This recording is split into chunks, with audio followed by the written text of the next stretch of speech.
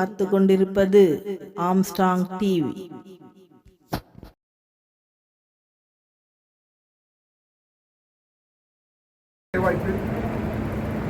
சமூகத்திற்கு நாங்கள் சளைத்தவர்கள், அதே போன்று ஒற்றுமை ஒருமைப்பாட்டை உருவாக்குவது, சமூகத்தோடு நட்பு பாராட்டுவதில் இந்த எளிய மக்கள், கடைகோடியில் உழைக்கிற இந்த மக்கள் யாருக்கும் சளைத்தவர்கள் அல்ல. எனவே இவர்களுக்கு அரசு அதிகாரம், ஆட்சி அதிகாரம் அது பகிர்ந்தளிக்கப்பட வேண்டும். பொருளாதார வளங்கள் பகிர்ந்தளிக்கப்பட வேண்டும். உயர் பதவிகள் பகிர்ந்தளிக்கப்பட வேண்டும். இந்த நிலை எய்துவதற்கு அரசியல் சாசனமே வழிகாட்டுகிறது. எனவேதான் doctor Ambedkar "We the people of India" ஒரு குறிப்பிட்ட மதம் சார்ந்தவர்களின் நாடு அல்ல இது, குறிப்பிட்ட சமூகத்தில் உயர்ந்தவர்களின் நாடு அல்ல இது, அறிவுத்துறையை சேர்ந்தவர்களின் நாடு அல்ல இது, இது இந்திய மக்களின் நாடு. அவர்களாக இருக்கக்கூடிய, அவர்களாக உருவாக்கி கொண்ட சட்டமுறை. எனவே இதில் எந்த விதமான ஏற்றத்தாழ்வும் இல்லாமல் சமூக நீதியும் பொருளாதார நீதியும் அரசு நீதியும் நிலைநாட்டப்பட வேண்டும் என்பதற்கான துவக்கம் தான் "We the people of India". Arundhati மக்களை, ஒடுக்கப்பட்ட மக்களை அடையாளப்படுத்துகிற இயக்கங்களோடு இடதுசாரிகள், கம்யூனிஸ்டுகள் எப்பொழுதும் ஒருமைப்பாட்டை தெரிவிக்கும். அவர்கள் போராட்டங்களுக்கு எப்பொழுதுமே நாங்கள் குறைந்திருப்போம்.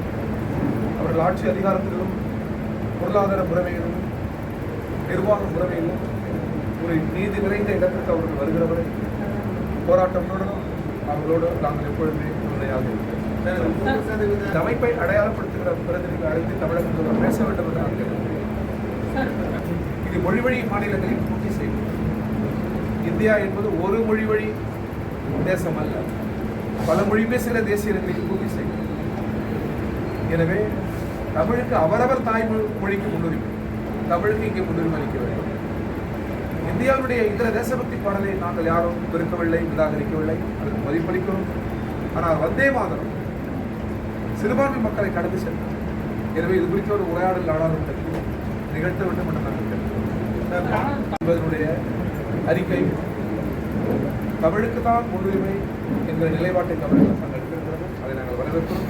அது உறுதியாக இருக்க வேண்டும். உயர்கல்வி அமைச்சரும் இவ்வாறு தமிழ் புறக்கணிக்கப்பட்டதால் அவர் வெளிநடப்பு செய்திருக்கிறார். இதுவே ஆளுநருக்கு தரப்படுகிற தமிழக அரசாங்கத்தினுடைய எச்சரிக்கைக்குரிய. எனவே இந்த நிலையில் தமிழக அரசாங்கம் உறுதியாக இருக்கிறது.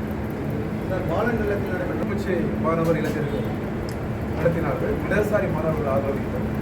எங்கள் அலுவலகத்தை நாங்கள் வழங்கினோம் ஆர்வலர்கள் வந்து பேசுகிறவர்கள் எங்களுக்கு எதிராக கூட பேசுகிறார்கள். அது ஒரு ஜனநாயக மேடை. சில நேரங்களில் முதல்வரை அவர்கள் விமர்சிக்கிறார்கள்.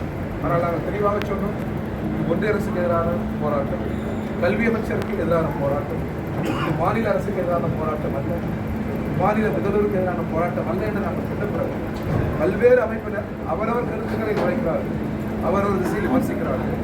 எனவே அந்த நேரத்தில் ஒரு கருத்து சொந்தமாக எடுத்துக்கொள்ள வேண்டும் தவிர அதை அந்த நேரத்தில் தடை செய்ய முடியாது. நோக்கம் தமிழக முதல்வருக்கு எதிராக இல்லை, தமிழக அரசுக்கு எதிராக இல்லை, ஒன்றிய அரசுக்கு எதிராக. சட்டம் ஏற்றப்பட வேண்டும். சட்டங்கள் மட்டுமே படுகொலைகளை தடுத்து விடாது. டாக்டர் அம்பேத்கர் சொன்னது மனித மனங்கள் கலாச்சாரப்பட வேண்டும். ஜாதி பகுத்தறிவல்ல, அறிவியல் அல்ல. பகுத்தறிவும் இல்லாத, அறிவியலும் இல்லாத ஜாதி கட்டமைக்கப்பட்டிருக்கிறது. எனவே இது வர்க்கங்களான சமுதாயம் மட்டுமல்ல, ஜாதிகளான சமுதாயம். ஒன்றை வீழ்த்தி ஒன்றை வீழ்த்துவது கடினம். எனவே இரண்டையும் வீழ்த்துவதற்கு ஒரு இயங்கியல் அணுகுமுறை தேவை. எனவே அந்த வகையில் தான் தந்தை பெரியார் கருத்துடையவர்கள், டாக்டர் அம்பேத்கர் கருத்தோட்டம் உடையவர்கள், மார்க்ஸ் கருத்தோட்டம் உடையவர்கள் ஒரு புள்ளியில் இணைந்து நாங்கள் களமாடுகிறோம். ஜாதிகள் உலர்ந்து உதிர்கிற ஒரு புதிய சமூகம் விருப்பங்கள் எல்லோருக்கும் தொடர்பு. இன்றைக்கு நெல்லக்கேண்டவர்களின் சிலை திறப்பு அது ஒரு தொண்டு நிறுவனம் ஏற்பாடு செய்திருக்கிறது. இணை என்ற ஒரு தொண்டு நிறுவனம், உதவும் கரங்கள் என்ற தொண்டு நிறுவனம். நெல்லக்கண்ணு ஒரு விடுதலை குறியீடு, சமத்துவத்தின் குறியீடு, தியாகத்தின் குறியீடு. எனவே அந்த சிலை திறப்புக்கு என்னை அழைத்திருந்தார்கள். எங்கள் கட்சி தலைவர் அவர். சட்டமன்ற எதிர்கட்சி தலைவர் வந்திருந்தால் சிலையை திறந்து வைத்தார். இதில் எந்த பிழை இருப்பதாக எனக்கு தெரியவில்லை. நாங்கள் ஏற்கனவே ஒரு நிலை எடுத்துவிட்டோம். தாவேகாவுக்கு வெளியிலிருந்து ஆதரவளித்தோம். அமைச்சரவையில் நாங்கள் இடம்பெறவில்லை. நிலவுகிற இந்த சூழலில் எந்த கூட்டணியிலும் நாங்கள் இடம்பெறவில்லை. மதச்சார்பின்மையை இந்த அரசு பின்பற்ற வேண்டும். பற்றி நிற்க வேண்டும், கொடுத்த வாக்குறுதிகளை நிறைவேற்ற வேண்டும். ஜனநாயக முறைப்படி மக்களால் அதிக இடங்களை பெற்றிருக்கிற தாவேக தான் ஆட்சிக்கு வர வேண்டும். இடமளிக்கும். இந்த காரணங்களால் நாங்கள் வெளியிருந்து ஆதரித்தது மிக மிக சரி. கொடுத்த வாக்குறுதிகளை இந்த அரசு நிறைவேற்ற வேண்டும், அவ்வளவுதான். கூட்டணி பற்றி இப்பொழுது நாங்கள் சிந்திக்க வேண்டும். இடதுசாரிகள் ஒரு ஒருங்கிணைப்பு குழுவை நாங்கள் உருவாக்கி வருவோம். தமிழ்நாட்டு நலனுக்காக, மக்கள் நலனுக்காக போராட தேர்தலை மையப்படுத்தி எந்த அரசியலும் இப்பொழுது இல்லை.